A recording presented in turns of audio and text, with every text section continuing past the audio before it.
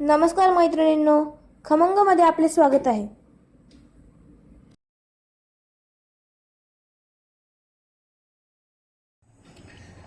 आषाढी एकादशीपासून उपवासांना सुरुवात होते. आता जवळ श्रावण महिना येत आहे, तर उपवासांना सुरुवात झाल्यामुळे आता मी तुम्हाला साबुदाण्याची खिचडी शेअर करणार आहे.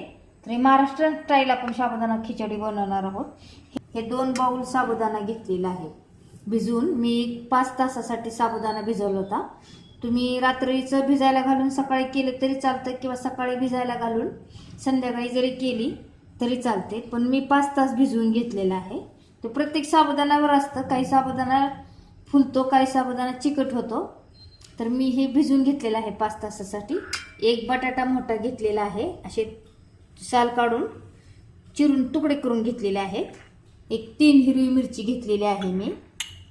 मीठ घेतले, चवीनुसार मीठ घेणार आहोत.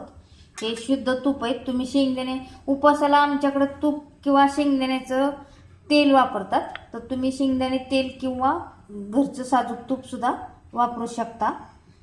ही 1 बाउल शेंगदाणे घेतलेले आहेत आणि जिरी घेतलेली आहे. जिरी पण ऑप्शनल आहे. तुम्हाला उपवासाला आवडत असली जिरी तर तुम्ही जिरी टाकू शकता, अन्यथा नाही टाकले तरी चालेल. आता आपण कृतीला सुरुवात करणार आहोत. प्रथम आपण कढई गरम करून घेतलेली आहे.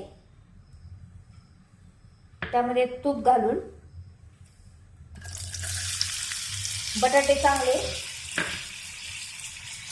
परतून घेणार आहोत. बटाटे चांगले म्हणजे त्या खिचडी टाकल्यानंतर, साबुदाणा टाकल्यानंतर चांगले शिजतात लगेच, म्हणजे मऊ होतात बटाटे. त्यासाठी आधी थोडेसे चांगले तांबूस रंगावर तुपामध्ये बटाटे परतून घ्यायचे.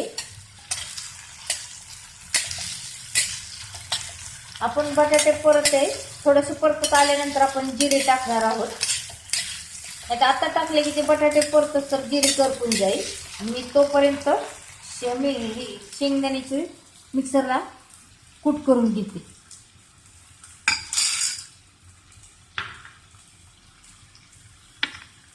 हिरव्या मिरच्यांचे मी तुकडे असेच टाकत असते, म्हणजे शेंगदाण्यामध्येच बारीक करत असते.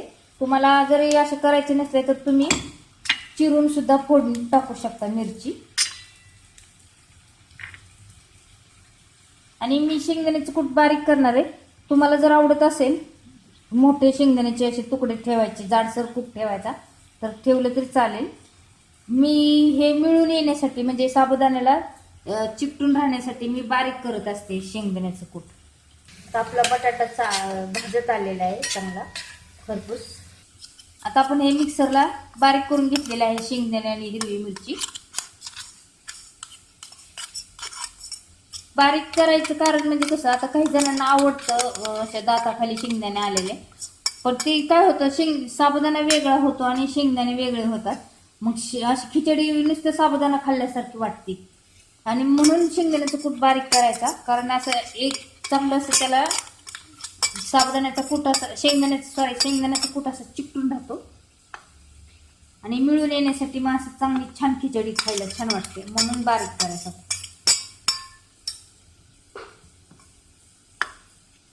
तर हे आपण व्यवस्थित मिक्स करून घ्यायचं.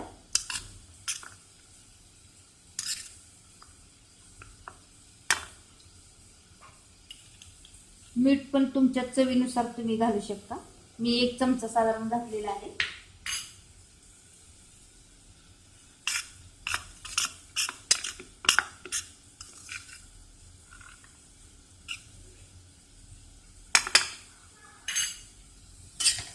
आता आपला बटाटा पण भाजत चाललेला आहे, छान खरपूस तांबूस रंगावर भाजलेला आहे. आता आपण थोडीशी जिरी घालून देऊ.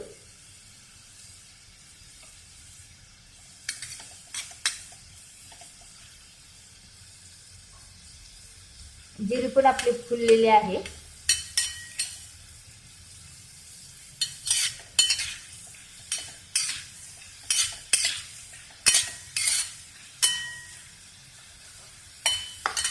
आपला बटाटा भाजलेला आहे. आता आपण साबुदाणा त्यामध्ये घालून देऊ.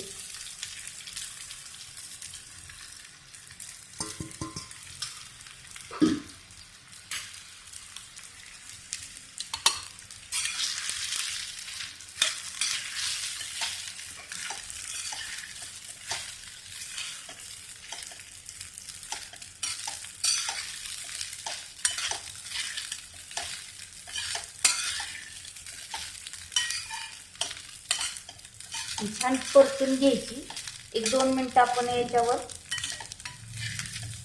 1-2 मिनिटं हलवून घेऊ अगोदर.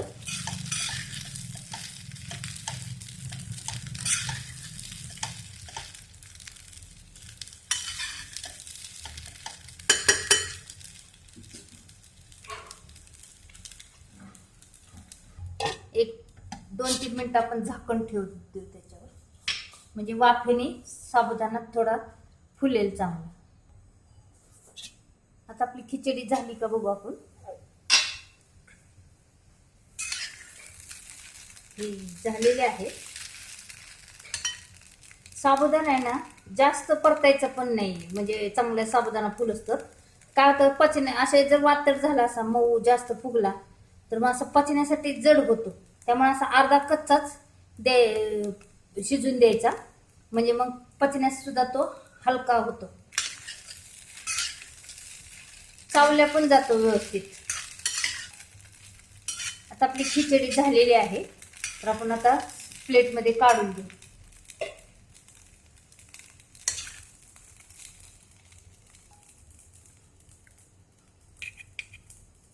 आता आपली साबुदाणा खिचडी महाराष्ट्रीयन स्टाईल तयार झालेली आहे. मी याच्यावर कोथिंबीर टाकली. तुम्हाला आवडत असल्यास तुम्ही कोथिंबीर लिंबू सुद्धा टाकू शकता.